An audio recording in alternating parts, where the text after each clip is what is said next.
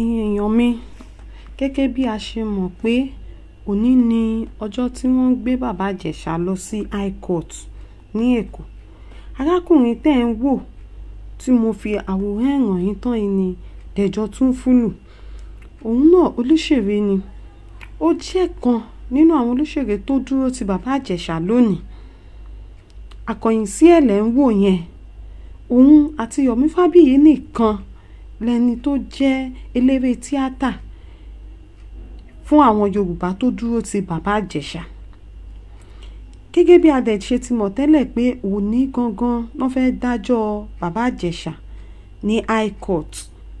Ó wá ṣe ni láàánú pé ládùúgbò gbogbo àwọn ọ̀rẹ́ tí bàbá Ìjẹ̀ṣà ní ara àwọn olóṣèré, Dẹ̀jọ́ Túnfúlù àti Yomi Fabiyi nìkan màlámàrí lónìí. Ṣé irú eléyìí wá dáa bí? Irú eléyìí ò dáa. Ẹ̀yin náà ẹ wò ó, ládùúgbò gbogbo àwọn tó ń ṣe tíátà, ó ṣe wá jẹ́ pé Dẹ̀jọ́ àti Yomi Fabiyi nìkan la rí lọ́jọ́ òní. Bẹ́ẹ̀ a sì gbọ́ pé princess náà wà ní kóòtù lónìí, òun náà wá sílé ẹjọ́. Ṣùgbọ́n ó ní òun ò ní bá oníròyìn kankan sọ̀rọ̀ àfi tán bá dá ẹjọ́ náà tán. Ó ga o. Bàbá Ìjẹ̀ṣà mà kú sí páńpẹ́ o. Ọlọ́run nìkan mà ló lè yọ o. Àwa ò mọ̀ bóyá lóòótọ́ àbí irọ́ ló ṣe nǹkan tán ló ṣe. Ṣùgbọ́n a mọ̀ pé nígbà tán ti gbẹ́jọ́ náà wá sílé ẹjọ́ báyìí, ó di dandan kí òtítọ́ kó fojú hàn. Síbẹ̀síbẹ̀ lọ, ẹ̀yin olóṣèré tíátà kò yẹ kẹ́ ẹ dá bàbá Ìjẹ̀ṣà nù báyìí. Torí pé kí ni ara yín náà ni. Wọ́n ní pé ọmọ ẹni kì í burú títí ká lè fẹ́kùn pajẹ. Bí a bá dẹ̀ fi ọwọ́ ọ̀tún bọ́mọ wí, à ń fi òsì à fi fà á mọ́ra. Bóyá bàbá Ìjẹ̀ṣà jẹ̀bi ni o àbójàre ẹ̀sùn tó fi kàn yìí, kò yẹ kí àwọn eléré tíátà kankan dànù báyìí, kí wọ́n dànù kán tiẹ̀ máa wẹ̀yìn wò. Èmi ò ní pé nǹkan tí bàbá Ìjẹ̀ṣà ṣe dáa o, ṣùgbọ́n eléyìí táwọn ẹgbẹ́ ẹ̀ ṣe yìí ó kù díẹ̀ káàtó. Ó kù díẹ̀ káàtó. Tó ẹ̀yin èèyàn mi, ẹ máa bá wa ká lọ o. Gbogbo bí gbogbo ẹ bá ṣe ń lọ létòlétò, a máa mú yín gbọ́.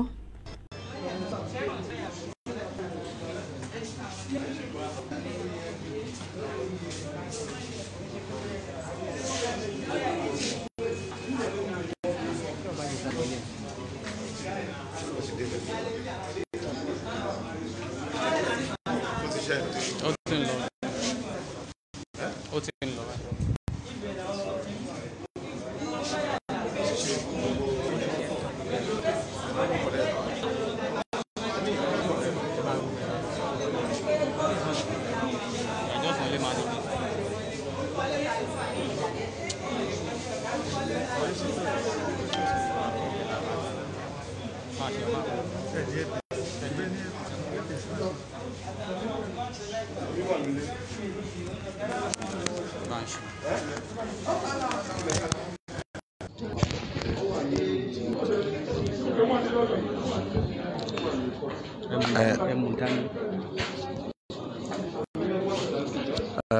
Àyíká kóòtù tó ń gbọ́ ẹ̀sùn àkànṣe níkẹjà la wà yìí.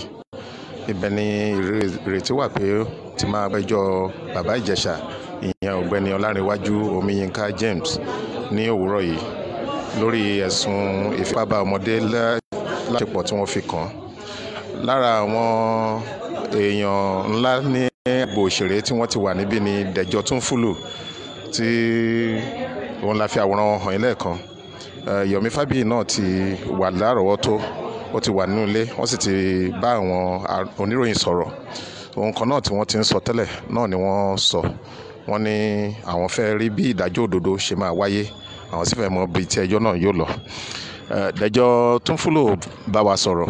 Wọ́n ní lẹ́yìn tí ọ̀rọ̀ bá parí, tí ìgbẹ́jọ́ bá parí làwọn máa tó lè sọ̀rọ̀. Ẹni tí ó fẹ̀sùn kan bàbá Ìjẹ̀ṣà, ìyẹn Princess Dámilọ́lá Adékọ̀yà, òun náà ti wà níkàlẹ̀ ṣùgbọ́n àwọn náà sọ pé àwọn ò fẹ́ bá oníròyìn kankan sọ̀rọ̀ lásìkò yìí. Ọ̀gọ̀rọ̀ àwọn èèyàn ni wọ́n lọ́kàn ìfẹ́ nu ẹjọ́ yìí gẹ́gẹ́ bí ẹ ṣe lè rí. Gbogbo àwọn oníròyìn wámúwámú ni ẹsẹ̀ wọn pé. Lára àwọn mọ̀lẹ́bí bàbá Ìjẹ̀ṣà náà wà lárọ̀ọ́wọ́tó. Ọ̀kan náà àwọn àbúrò ẹ̀ àti ẹnìkan tí wọ́n pè ní ìyá ìyàwó ẹ̀, òun náà wà ní àyíká kóòtù yìí, ṣùgbọ́n wọn ò tí ì bá wa sọ̀rọ̀. A ṣì ń retí kí bàbá Ìjẹ̀ṣà wọlé.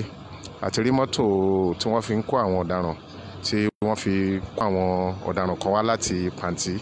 So mọ́tò yẹn ti kọjá sọ́nà ìsàlẹ̀ báyìí, ṣùgbọ́n bàbá Ìjẹ̀ṣà ò tí ì wọ inú àyíká kóòtù.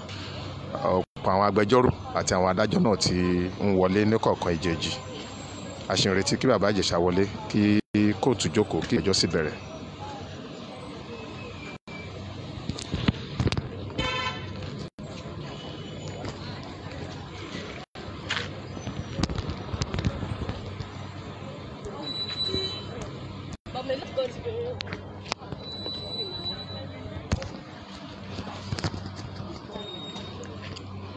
Ìlú Ìkẹjà ní kóòtù tí a wà yìí.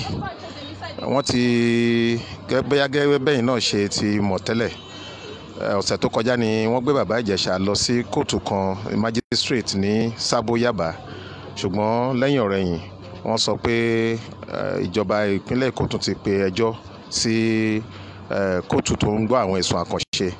Kóòtù tá a wà yìí ni wọ́n ń pè ní Special Offences Court, Sexual Offences and Domestic Violence Court. Gẹ́gẹ́ bí àkọlé tí ó wà lára kóòtù náà, ẹni tí ó jẹ́ adájọ́ tí ìrètí wà pé ó máa gbọ́ ẹjọ́ yẹn lónìí ni abilékọ Olúwatóyìn Táíwò. Àwọn ni wọ́n máa wà lórí ìjókòó láti gbọ́ ẹjọ́ bàbá Ìjẹ̀ṣà.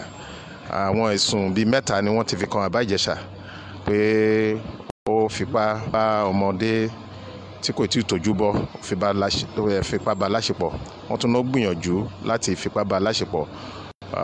Lẹ́yìn náà ó fọwọ́ kan ọmọ náà lọ́nà tí kò tọ́. Àwọn ẹ̀sùn yìí ni wọ́n náà tako ìwé òfin ìwà ọ̀daràn ti ọdún 2015 tí ìpínlẹ̀ Èkó ń lò. So bí ẹjọ́ náà bá ṣe ń lọ sí, a ó máa fi tó yín létí. Ṣùgbọ́n ní báyìí ohun tá à ń retí ni kí bàbá Ìjẹ̀ṣà wọlé. À ń rí ọ̀gọ̀rọ̀ àwọn èèyàn tí wọ́n lọ́kàn ìfẹ́ nínú bí ẹjọ́ yìí bá ṣe lọ.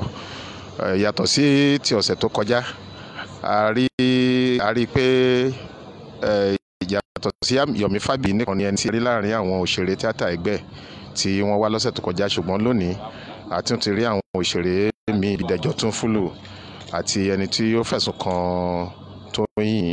kan bàbá Ìjẹ̀ṣà, òun náà ti wà lárọ̀ọ́wọ́tó.